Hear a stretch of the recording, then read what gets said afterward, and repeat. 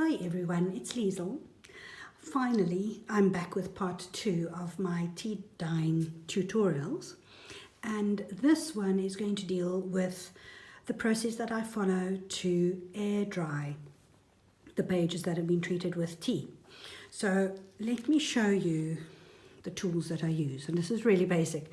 I use this very grungy plastic tablecloth, and you can see that it looks rather dirty.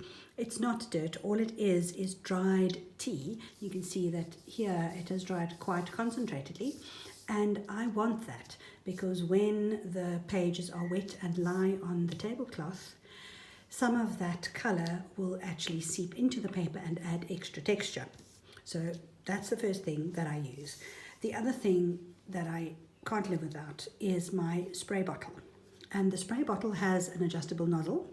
I usually have it on a relatively fine spray, not a mist, but a fine spray that will give good coverage. And I think the best way is for me to show you what I do. So here is a piece of white 80 GSM copy paper. I'm not quite sure what that would be in pounds, but it's just normal white printer paper, and it really stands up to liquid rather well. And this is my go-to paper when I need to just make some plain pages of tea dye paper.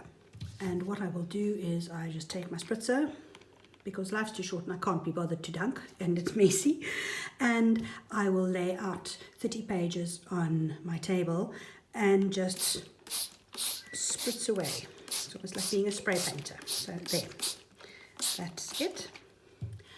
And already you can see that the tea is beginning to pool in places, and that's good. You want that because that will give you texture in the colouring, because you will get varied colours on the page. And here it looks to me as though it could do with a bit more tea. So there we go. The nice thing about the spritzer bottle is if you're not quite happy with the coverage, you can just quickly spritz over it and adjust. So the first thing you're looking for is a little bit of pooling. And the other thing that's going to happen is the paper is going to lift. You can see how it's sort of lifting up there. And you just want to push that down here as well. And then what I do is I often just give it a bit of a spray right on the edge. And then I run my finger along that edge just to encourage the tea that's here to actually seep in under the page. And you can see, if I rub my finger here, that there's quite a bit of concentrated tea, which gives you that nice dark colour, which you can see there, and that will just dissipate into the page. So what you need is this plastic tablecloth, because as the tea seeps in under the page, you get run in, which creates beautiful patterns. This happens, that's okay, where you have slight ridges. It just adds to the texture on the other side, as well as the effect that you'll get on this page here. You'll have some lines of darker color with some slightly lighter color as well. So that's the procedure. It's really simple. Spritz, press down, just add possibly a little bit of extra tea around the edges, like so, yeah, and then encourage the tea to run in under the page so that you can get some colouring going on there as well. And whatever you do, don't pick the page up until it is dry, otherwise you'll interfere with the patterning.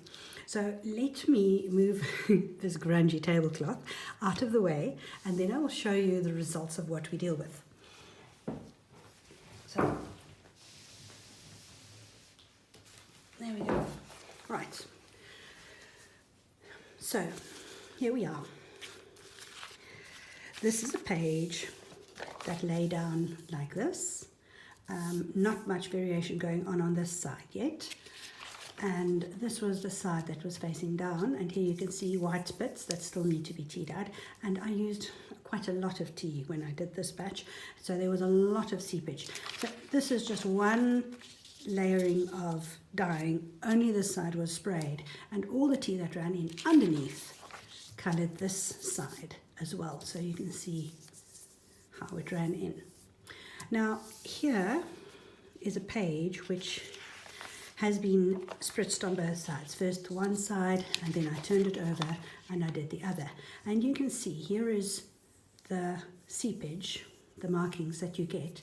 So while it was lying down like that, some of the tea ran in under the page, and as it dried, it created these wonderful patterns all around the outside edge of the page. And then I just turned it over and, had this side up, sprayed it, and then got some run in on the other side. So that's what you end up with, and that is the benefit of air drying on a plastic tablecloth, or anything plastic really, that allows the tea to seep in under the paper.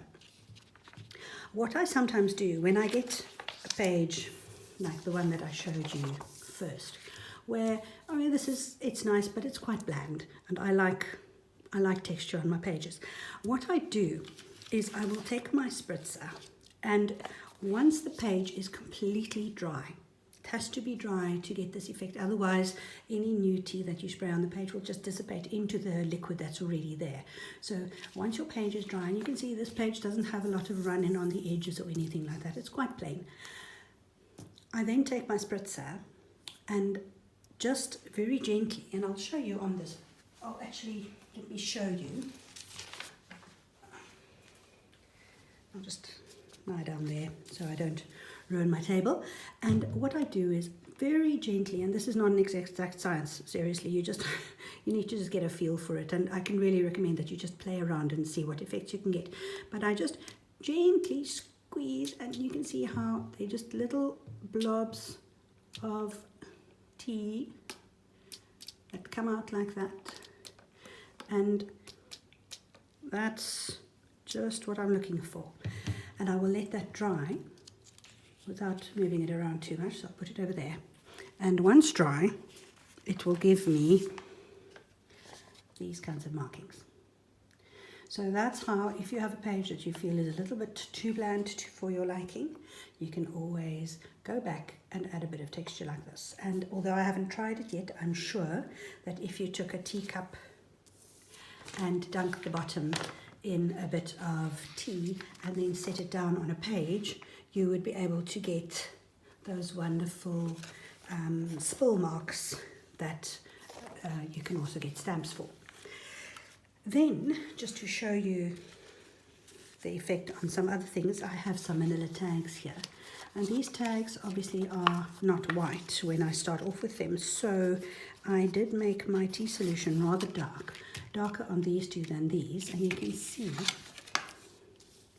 the wonderful markings. And I think with these I actually went in twice, so they are lighter bits here, and then where I went over it again, darker bits. I really wanted some grungy tags here, and these ones were made with a slightly lighter solution, but similar effects. And as always, I used red tea, or rooibos tea, or bush tea as it is also known. It's local to South Africa, but is now widely available overseas because of its health benefits. It has very little tannin, so you can actually boil it and it won't become bitter because it doesn't have the amount of tannin that normal tea would have. So it actually tastes rather sweet. And here, before I do these, let me just show you, here are two little packets that I also tea dyed, and you can see here was some pooling which I left to dry, and it gave some nice big marks. And here I did it with slightly more delicate spray, and that was the result that I got. It really is anybody's guess what the results will look like when you do this, but it's fun, and you start getting a feel for what will happen as you do it more regularly, and just play.